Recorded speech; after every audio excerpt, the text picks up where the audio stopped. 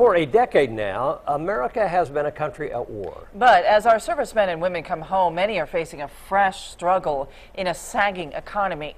News 10's Joe Ostrowski takes us inside the struggle to go from soldier to civilian. Meet Jessica Yucatil. She's a music student at St. Mary of the Woods College, but she's also a soldier in the Indiana National Guard.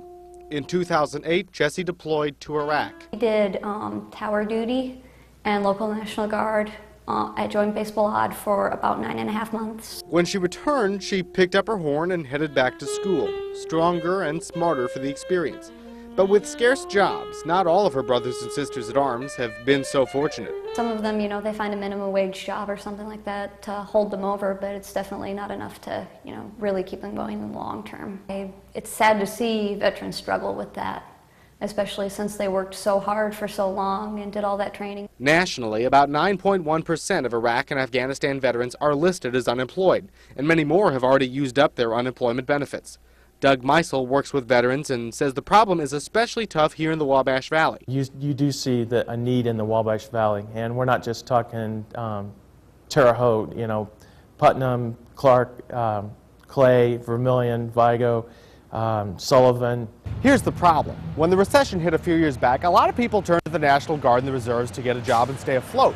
And though the economy's improved since then, it hasn't improved enough to give all those returning veterans jobs. They didn't have jobs before they went, so they joined the service to have employment. Now that they're doing the drawdown, they're bringing the reservists back, and the reservists are coming back to an economy that is not opening, the arms aren't open for them. And paying the bills isn't the only problem.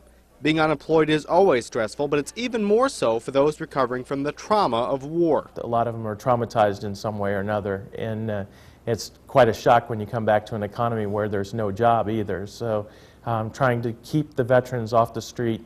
Still, there's hope. State agencies like Work One offer special help for vets. The federal government is considering tax breaks to encourage companies to hire veterans, and the VA offers funds for vocational training.